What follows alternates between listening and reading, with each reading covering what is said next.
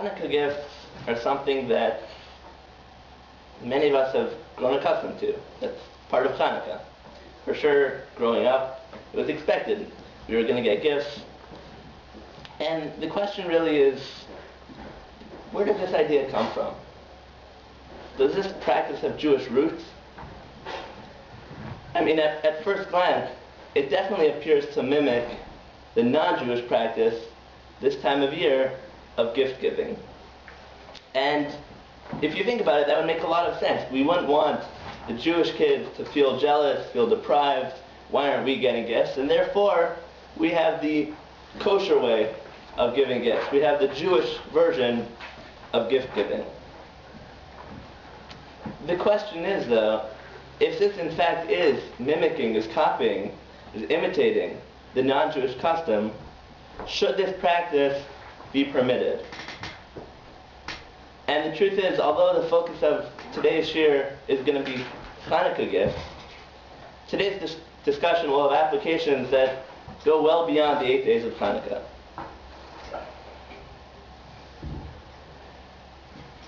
I think option number one, which would justify giving gifts, would be the we got it first option. We've been doing this is what we do, we give gifts, and who really cares what the other nations are doing? If in fact we've been doing this all along, if they invent a custom of giving gifts at this time of year, why should that bother us? The question is, did we really invent the presents? So what are the early sources of gift giving on Chanukah? Where do we find such a concept? Where could this possibly come from? The Magen Avram, living in 17th century Poland, or Avram Gombiner, in his first comment on Hilchos Chanukah, says, and I quote, "Nogin hane'arim ha'aniyim l'savev b'Chanukah al ha'psachim." Apparently there was a minhag, a special minhag on Chanukah, that the poor students would go around knocking on doors collecting money on Chanukah. Specifically on Chanukah this was done. It could be, al pi the Zohar, there seems to be specific reasons that Chanukah is a time for tzedakah, but whatever it is, that was the minhag, that they would collect money on Chanukah. And perhaps it's easy to see how that would have transformed into this idea of giving money to everyone, not only to those who were poor knocking on our doors, but to give it to everyone, to make everyone feel equal. And again, once you're talking about giving money, the fact that we give gifts is not so far. The question is, we don't really see from this Magen Avram where or why this practice started. The Magen Avram just says this is what was done. But why was it done? Why on Chanukah was money being given out to these poor people? And the truth is, I think it may be rooted in a comment of the Rambam. We know Pirsumei Nisa, spreading the miracle of Chanukah, is one of these central themes that really drives almost all of the halachos of lighting the menorah. We know we light the menorah, the Gemara tells us, ad shetichla regel min hashuk, until people stop walking by. Because once people stop walking by, it's no longer pirsum hanes, it's no longer spreading the miracle. And there's discussion amongst the poskim, if I'm lighting a menorah alone, if I don't have any family members at home, and it's late at night, there's no one walking by, am I allowed to make a bracha? That's a machlokas amongst the poskim. We see that really the main theme of lighting the Chanukah menorah is Pirsumei Nisa. And the Rambam says, therefore, and this is what we have in source number 1 in front of us, the Rambam says, mitzvah ner Chanukah, mitzvah chaviva hi ad ma'od. It's a very special, it's a very dear mitzvah. V'tzarich adam lihizaher ba, kedei lehodia hanes. And a person has to be very careful about this mitzvah in order to spread this miracle, l'hosif b'shevach hakel v'hodaya lo, and to increase the praise for Hashem and the thanks towards Him. Al hanisim she'asalanu, for the miracles He has performed for us. And now look at this line of the Rambam. Afilu ein lo ma yochal ela min hatzedakah. Even if I have no money to eat, I rely on charity, I can't afford anything, Shoel o mocher kisuso, he lends or he sells his own garment, v'lokeach shemen v'neros umadlik, to purchase oil or candles in order to light the Chanukah menorah. And the truth is, we don't find this by other mitzvahs.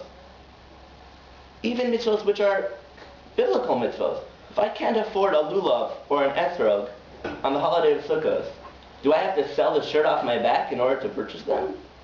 No. Ones Rahmana Patre, if I can't afford something, the Torah has exempted me.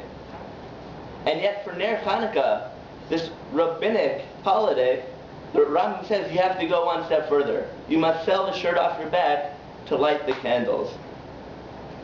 Because of this idea of Pirsume Nisa, because we want to spread the miracle, and it's not only about your own lighting of the Chanukah menorah, but my lighting of the menorah is for all of you. And therefore we have to go one step further.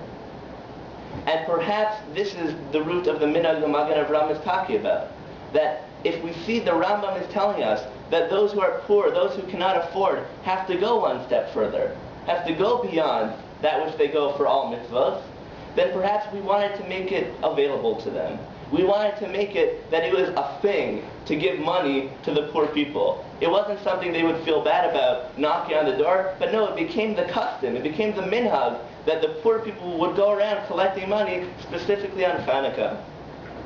And again, once it's the poor people, extending that to everyone to make them feel less bad about knocking on the door is something that we could have easily have done. Another idea which we find in the Gemara and Shabbos, which may be a source to this practice of giving gifts, or specifically giving Chanukah gelt, Chanukah money, is from the Gemara and Shabbos, which we have in front of us in source number 2. The Gemara says, and we all know this halacha, this law, that you cannot get hana, you cannot derive benefit from the lights of the menorah. Right? It's a ner mitzvah, it's a candle for the mitzvah, it's not a candle for light, as opposed to the candles we light on Shabbos, which are specifically to get hana, specifically to enjoy. And the Gemara there, elaborating on this din, on this halacha, says, Amar Rav Yehuda, Amar Rav Asi, Asur lahartzos maos keneged ner Chanukah. It is forbidden to count money in front of the Chanukah candles. The example the Gemara gives to show that it is asur to derive benefit, derive pleasure from the Chanukah candles is counting money. So it's suggested that perhaps from here we got the practice of actually giving money to people on Chanukah and not counting it in front of the menorah to show that this is in fact light used for the mitzvah and only the mitzvah. So it's interesting. The Gemara is saying what you can't do, but perhaps that was the source and that was the practice of actually giving the money to show that we're observing this halacha, we're observing this law, and we are not going to count the money in front of the candles. So even if these Chanukah gelt minhagim, giving money for Chanukah, even if these really did predate the Christian gift giving of the time, would that make it mutter?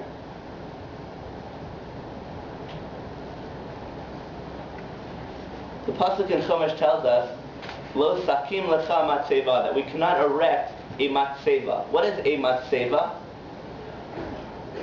A monument. What does that mean? So if we look in Rashi, number 3, Rashi says, "Lo sakim lecha matzeva, matzeves even achas." A monument of a single stone. Lahakrib aleha afilu l'shamayim. And even if we are sacrificing upon it, l'shamayim, for heaven, for God, still it is forbidden. What is the difference between a mizbeach, which we know is permitted, and a matzeva, which is forbidden? So it seems to be a different structure. One is made of one stone, one is made of many, but we can't do it. Why can't we do it? So look at the next Rashi. Asher saneh, because God hates it. Mizbeach avanim u'mizbeach adam atzivalasos. God commanded to make an altar of stone or of earth. Ve'et zu saneh. But this one, the matzeves even achas, the one stoned monument, he hates. Why does he hate it? Ki chok haisa laknanim. because there's a practice of the Canaanim. And Rashi says, "Va'af al pisha haisa ahuva lo bimei ha'avos." And even though we know the avos, our forefathers, they brought korbanos on a matzeva. They erected these matzevos to bring sacrifices to God. Nonetheless, akshav sneya. God used to like it. God used to enjoy that. Now He no longer does. What does that mean? Me'achar sha'asa'uha elu chok la'avodah zarah. Since now these people, the Canaanim, have made it a practice of their avodah zarah, idolatry, therefore God no longer accepts such offerings. We see from this Rashi that even a practice which we started without idolatrous roots, but once it becomes something that the nations take as a method, as a mode for their avodah zarah, it's no longer ahuva lifnei hamakom. It's no longer loved by Hashem. It's something that is asher saneh. So it's not really so clear cut, and we'll have to elaborate upon this, that even if we did get it first, even if it is our minhag, nonetheless, perhaps once they have taken this minhag, once they have taken this practice, we would no longer be able to do so. Where do you draw the line, Shabbos and all the other things, where, once they take Shabbos upon themselves, a day of rest? So we're gonna get there. If we don't get there, ask the question again, but I think we'll answer it. So what is this Isser all about? What are we talking about? That just because the non-Jews have this practice of gift giving, all of a sudden we should be concerned? What is this Isser that we're referring to? What is this prohibition?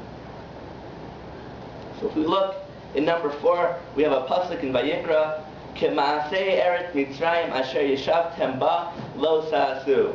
The practice of the land of Egypt which you have dwelled in, you shall not do, you shall not perform. U'k'maaseh Eretz Canaan asher ani mevi eschem shama lo sa'asu. U'v'chukusehem lo seilechu. And the practice of the Canaan which I will bring you. So do not follow the practice of Egypt where you're leaving from. Do not follow the practice of Canaan where I'm bringing you to. U'v'chukusehem lo seilechu. Do not follow their traditions. And the Rishonim really expand upon this, that it's not only for the Egyptians and the Canaanim, but it's any non-Jew that strays from Hashem and serves avodah zarah, we cannot follow their practices. And without complicating matters too much, and this would really be a topic for a whole different discussion in terms of, do we view Christianity as avodah zarah or not? The consensus amongst posting seems to be that Christianity we do view as avodah zarah, whereas something like Islam we would not. However, there are Rishonim that really expand this Isser of Uvuchukoseim lo silechu to all non-Jews. Even though it seems to really be an avodah zarah, an idolatry type of law, nonetheless there are those who expand it. But the question is, what falls under this category? And that's really the question I was asked. Uvuchukoseim lo silechu. And you shall not follow their laws. And furthermore, what is the reason for this prohibition? Why can't I follow their laws? What's the big deal?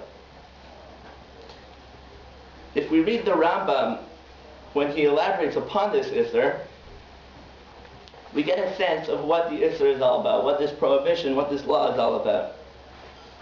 The Rambam says, in number 5 in front of us, Ein hochin b'chukos ha'ovdei kochavim. One cannot follow the practices of the idol worshippers. V'lo medamin lahen, and we cannot mimic them. Lo b'malbush, not in our dress. V'lo b'sar, not in our hairstyles. U'chayotzi b'hen, or anything like this. She'nemar, as the pasuk tells us, and here the Rambam quotes our pasuk as well as a number of others. Lo selchu b'chukos hagoyim, v'nemar u'v'chukosehem lo seilechu, v'nemar hishamar lecha pentinakesh achareim. Hakol be'inyan echad. It's all the same idea. The Torah in a number of places is telling us about this same concept, the same idea, hu mazhir shelo yidam alehen, that we cannot be similar to the other nations. Ella yeh ha-Yisrael muvdal mehen, the Jew shall be separated from them, v'yadua b'malbushav, the Jew should be known by what he is wearing, by his dress, uveshar masav, and by all of his deeds, his actions, k'moshu muvda mehen b'mavda'o uvedeosav, just as he is separated from them with his thoughts and ideas. The impression we get when reading this Rambam is that the idea behind uvechukoseim lo selechu, behind this concept of separating from the goyim, is just that we have to separate, we have to be unique. We have to be a people that stands out among the other nations. And as the Am HaNifkar, as the chosen nation, it's not only about our beliefs and our morals, but it's even about the physical actions and our dress. We are supposed to be unique, and that should really permeate everything that which we do. And you may be familiar with a Midrash that Rashi quotes different pieces of it in different places, but the idea that in Mitzrayim, when the Jews were in Egypt, we stood out. We say in the Haggadah, Melamed Shahayu Yisrael Mitzuyanim Sham, that we stood out there. We didn't assimilate, whether that was our dress or our language or our names, whatever it was, but we stood out in Egypt, and it seems like this idea of Uvechukoseim Lo Selechu is really an extension of that we must be unique as a people. But going back to the other question, so how far does this go? How far do we take this? The Gemara in Shabbos has a machlokas Rabbi Meir and the Chachamim. Rabbi Meir says that one can go out on Shabbos without concern of carrying while holding the tooth of a fox or the egg of a chargol, a type of bird, and you need not be concerned about carrying, because these things were done, they seem to have some sort of healing or protecting powers. And the Chachamim responded, Af bechol asur. Not only can you not go out carrying that on Shabbos because you'd be in violation of carrying, of hotzah, but you can't even do that during the week. Why not? Rashi explains these were superstitions of the nations of the world, and therefore it would be asur because of lo selchu b'chukos hagoyim, b'chukosehem lo selechu. So that's one application. The Gemara in Shabbos says superstitions, which really have no basis at all, other than that's what they say, is something which we should not follow. If we look in the Ramah of Moshe Isserles, in his gloss to Shulchan Aruch, he quotes the opinion of the Maharik, who has two other categories that would fall under this Isser. The Ramah writes, it's on the back of the page, Elihemuvdal mehem b'ma'abushav u'v'shar masav. Quoting the Rambam that we should be separate from them in our dress and in our actions. And now the Ramah says, what's the application of this? How far does it go? B'chol zeh eino asur ela b'davar shenahugu bo ha'ovdei kochavim l'shum fritzas. So category number one, the Ramah gives us, is if it's something that the non-Jews do for fritzas, which is immodest or inappropriate, immoral. If it's something, a practice of the non-Jews, which would fall under that category of fritzas, it would be in violation of this isser of uvechukoseim lo selechu. So that's one. So we have superstitions, and we have fritzas, something that's immoral, immodest. But those really don't affect us today. But let's look at this next category of the Ramah. That's not true. The example it's giving is a type of clothing. Sorry? The example they give for the immorality is a type of clothing. Correct. So you can imagine all sorts of things. People use, they'll pick Saturday specifically for doing, all sorts of nasty things that are immoral, right? It would apply for other examples. Correct. It would apply for anything that they do specifically as an immoral act would fall under this category. Or to be used for an immoral act. Correct. As with the single stone. Correct. I'm saying that's 100% true. In terms of, if we go back to the question of Chanukah presents, it wouldn't really seem to play into the picture. That's one. So we have superstitions, we have these immoral acts. Now look at the third thing, and this one's really important, and this one's very far-reaching, and the truth is this one is going to be one that causes us a lot of problems. He says, the Ramah continues, so we said, anything which is preaches, and the examples he gives, like wearing red clothing, which was the way of the officers, that's what they would wear. or anything like this, which is immoral. Now, category number 2, O b'davar shenahugu leminag v'lachok ve'ein tam b'davar, or something which the non-Jews practice as a minhag or chok, ve'ein tam b'davar, and there is no reason at all. Something which they do for no reason at all, we have to be concerned about. What does that mean? So continue reading the Ramah. Because we should be concerned of darkei hamori, the ways of the Amori, which is a code word for chukos ha'akom. Why? V'sheyesh bo shemet avodas kochavim. Perhaps it has a shemet, a trace of idolatry. Me'avosehem, from their forefathers. Even though right now what they're doing is clearly unrelated to avodah zarah, to idolatry, nonetheless we shall be concerned that perhaps it originated from some idolatrous practice, and that's what he means. It has a shemet of avodas kochavim. There's a trace of avodas kochavim, and therefore if we do not know their reason, we must be concerned about this. Aval davar shenagu toheles, but the Ramah continues, but something they do for a reason. Kigon shedarkan shekol mishu rofe mumcha yesh lo malbush miyuchad, like the minav that anyone who is a doctor would wear a special doctor's clothing.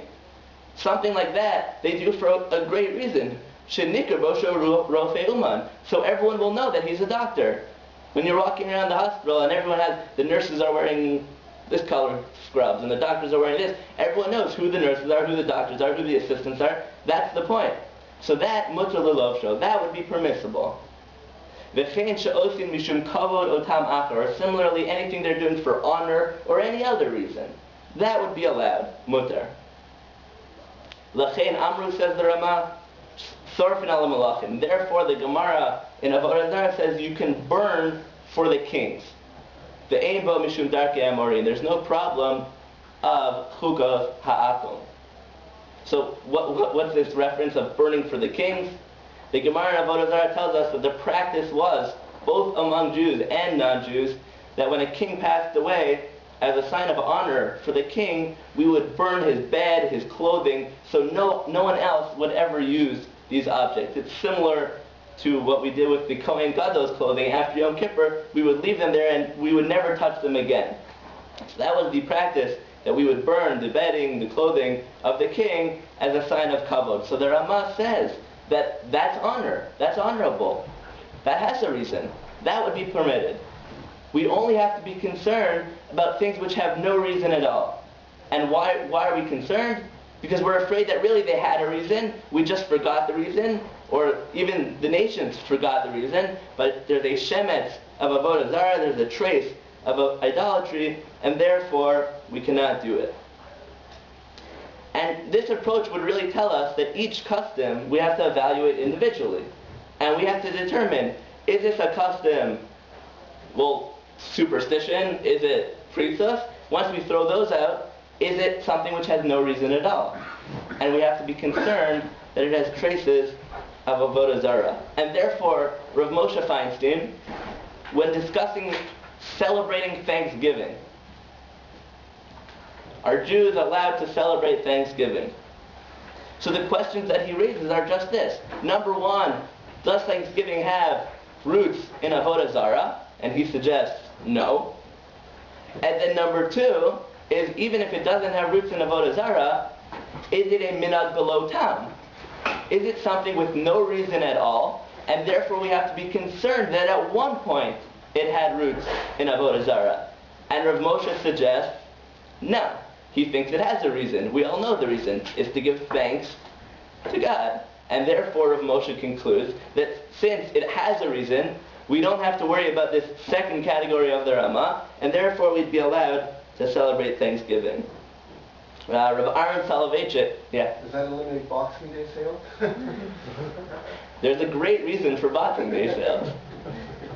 Rav Aaron Soloveitchik was asked about wearing caps and gowns at graduation. Are you allowed to wear caps and gowns at graduation? Is this something we should be concerned that perhaps has some sort of, again, obviously right now it's not done for idolatry reasons, but again, is this a minhag below tam, a practice with no reason, and therefore we have to be concerned that it has these idolatrous roots? And Rav Aaron says he thinks it has a reason. The reason why graduates wear caps and gowns is so they stand out, just like the doctor wearing his doctor clothing, and therefore there's no need to be concerned. And therefore, where does the Ramah come up with that concept? And where is the Ramah source for this? so the Ramah's quoting the Ma'arik, who's earlier, but correct. They don't seem to have a source, and we'll see in a minute though that we're going to take this a lot further, and the source will be found in the next Gemara. So just to close this area, when we're talking about giving gifts around this time of year, so assuming it has no idolatrous roots, we would suggest the reason is to make friends, so everyone will be happy, joyous, and therefore it would be permitted. The problem is the Gemara in Sanhedrin. If you look at number 7, the Gemara in Sanhedrin says, talking about killing methods for those who are chayav nisa, and the Gemara says, and we don't have, the Mishnah says, mitzvahs haneharagin hayumatizin es rosho v'sayef. The procedure for those who are beheaded was that they would decapitate him. They would use a sword and decapitate him. Kederach shahamalchus oseh, just as the other nations do.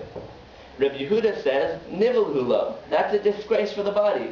Anichen es rosho al hasidan v'koses b'kovitz. We put his head on a block and chop it off with an axe. And the Chachamim said, Ein misa minuvelas mizu. There's no greater disgrace for a body. You were arguing that the Chachamim is disgraceful, now you give this other suggestion. So if we look in the Gemara says that Rabbi Yehuda said to the Chachamim, I know that this is a disgraceful act, but what can I do? What you want to do is what the nations are doing.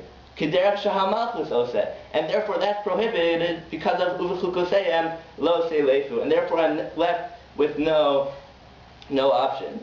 And the Rabbanan responded, Kivan desiv sayef b'oraisa lo minayu kagaminan. Although it's a disgraceful act, since the concept of sayef, of beheading, is discussed in the Torah, therefore we are allowed to do it. The problem with this Gemara is we already saw Rashi by Matseva. Right? Rashi said even something which we've been doing, if they take, we no longer do. And this Gemara seems to suggest otherwise. So Tosfos actually, because of this problem, establishes different sets of rules, which we'll see are much more far-reaching. Tosfos says there are 2 rules you have to know. Number 1, something which they do for Avodah Zarah, no matter what, we cannot do. Whether it was ours before, whether it wasn't ours before, we can't touch it. And number 2, something they do for Hevel Vishtus, for no reason at all. So if we have an earlier source, if Kisiva Be'oraisa, then we're okay. But if we don't have an earlier source, so then even if it's something for no reason at all, we cannot touch it. And the Gra, the Vilna Gaon, takes this Tosfos very seriously, and therefore concludes that the definition of the Maharik is incorrect. And anything at all that we don't have an earlier source for is going to be problematic. And therefore, when you talk about Chanukah gifts, unless we could actually prove those early sources were the sources for the Chanukah gifts, it's going to be a big problem. That one's fairly extreme. I don't think anyone applies it because Correct. everyone's wearing Western dress. We're running out of time. Let me just finish, and we'll see. The truth is, the Gra, the Vilna Gaon, uses this idea to discuss a very interesting minhag that was about, we have a minhag on Shavuos to put greenery in the shuls, but there was an earlier minhag not to put greenery, but to actually put trees in the shuls and in the houses. And the Gra, the Vilna Gaon, says, we can't do that.